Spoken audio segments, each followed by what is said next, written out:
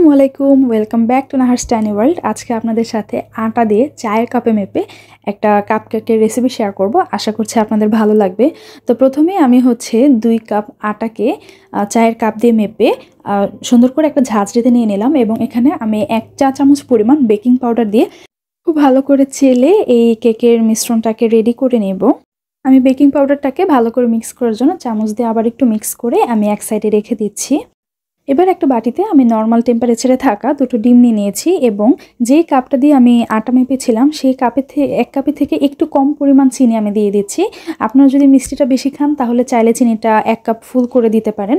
এবার আমি একটা ইলেকট্রিক বিটারের সাহায্যে 1 থেকে 1.5 মিনিটের মতো চিনিটাকে একটু ভালো করে মিক্স করে নেব ডিমের সাথে। এখানে একটা টিপস হলো, আপনারা অবশ্যই চিনিটাকে ভালো করে গলিয়ে দেন এটার মধ্যে তেল অ্যাড করবেন, না হলে তেলটা খুব ভালো করে মিক্স হতে চায় না এবং নিচে দানাদার চিনিটা জমে থাকে। এখন আমি 1/2 কাপ পরিমাণ সয়াবিন তেল দিয়ে আবার 30 সেকেন্ডের মতো বিট করে নিব, মানে তেলটাকে খুব ভালো করে ডিমের সাথে মিক্স হওয়া পর্যন্ত। তেলটা খুব ভালো করে মিক্স করে নেওয়ার পরে আমি এটার মধ্যে ভ্যানিলা এসেন্স দিয়ে দিচ্ছি। আপনারা যে কোনো ব্র্যান্ডের ভ্যানিলা এসেন্স অথবা ভ্যানিলা পাউডার দিতে পারেন। আমি 1 চা চামচ পরিমাণ ভ্যানিলা এসেন্স দিয়ে দিচ্ছি এবং এর মধ্যে আমি 1/2 কাপ পরিমাণ মিল্ক অ্যাড করছি। এখানে আমি গুঁড়া দুধ গুলে নিয়ে অ্যাড করেছি, আপনারা চাইলে গরুর দুধ অ্যাড করতে পারেন। এবার আমি 30 সেকেন্ডের মতো এটাকে আবার ভালো করে বিট করে নেব। তো আপনাদের যদি আমার ভিডিওটা ভালো লাগে তাহলে অবশ্যই আমার চ্যানেলটাকে সাবস্ক্রাইব করে দেবেন। তো বিট করা শেষ হওয়ার পর আমি যে মিক্সচারটা রেডি করেছিলাম ওইটাকে আবার আমি চেলে দিচ্ছি, যাতে আমার কেকটা আর একটু স্মুথ হয় বেশি। তো চেলে দিয়ে আমি এবার এটার স্পিডটাকে কমিয়ে আস্তে আস্তে আমি ব্যাটারটাকে রেডি করে নিচ্ছি। আপনারা এখানে চাইলে হাতেও করে নিতে পারেন। আমি একটু টাইম বাঁচানোর জন্য মিক্সিটা দিয়েই করে ফেলেছি। তো আপনারা দেখতে পাচ্ছেন আমি কিভাবে একটা সার্কুলার ওয়েতে এই ব্যাটারটাকে আমি বানাচ্ছি। আপনারা এলোমেলোভাবে করবেন না, এভাবে একটা নির্দিষ্ট মোশনে করলে এই ব্যাটারটা খুব সুন্দর হয়। আমি কিছু সিরামিকের চায়ের কাপ বের করে নিয়েছি এবং এগুলোকে ভালো করে ধুয়ে আমি আগেই শুকিয়ে রেখেছি।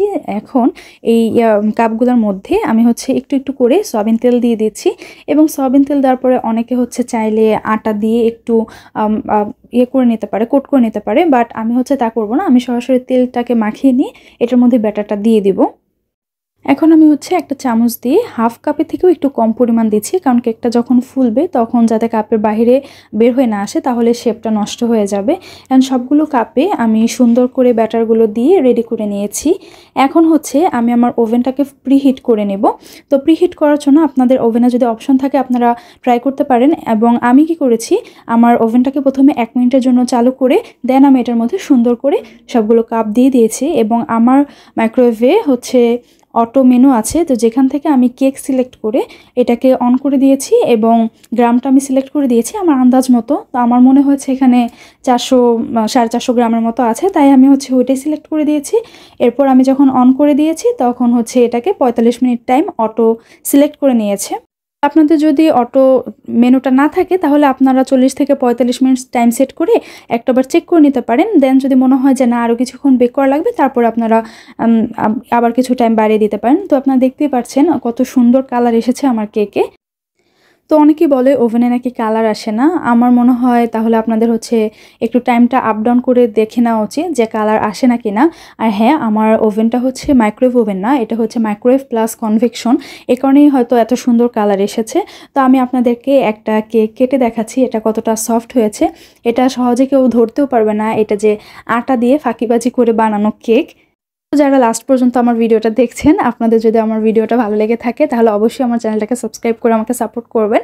অ্যান্ড হ্যাঁ, আপনারা অনেকে হয়তো ভাবেন আমি রেগুলার ভিডিও দিই না। আসলে আমি আমার পড়াশোনা নিয়ে একটু বেশি বিজি থাকি, যার কারণে আমার অনেক সময় ভিডিও করার কথা মনেও থাকে না। কিন্তু আমি ইনশাল্লাহ এখন থেকে চেষ্টা করব আমার স্টাডি রুটিন, দেন আমার ডায়েট রুটিন, এগুলো সব আপনাদের সাথে ব্লগ আকারে শেয়ার করার। তো আপনারা আমার জন্য দোয়া করবেন, আপনাদের জন্য অনেক অনেক শুভকামনা রইল। অ্যান্ড এই যে আপনারা দেখতে পাচ্ছেন কেকটা কত সফট অ্যান্ড স্পঞ্জি হয়েছে। তো এতক্ষণ পর্যন্ত যারা আমার ভিডিওটা দেখেছেন তাদেরকে অসংখ্য ধন্যবাদ। Thanks for watching. আসসালামু আলাইকুম, আল্লাহ হাফিজ।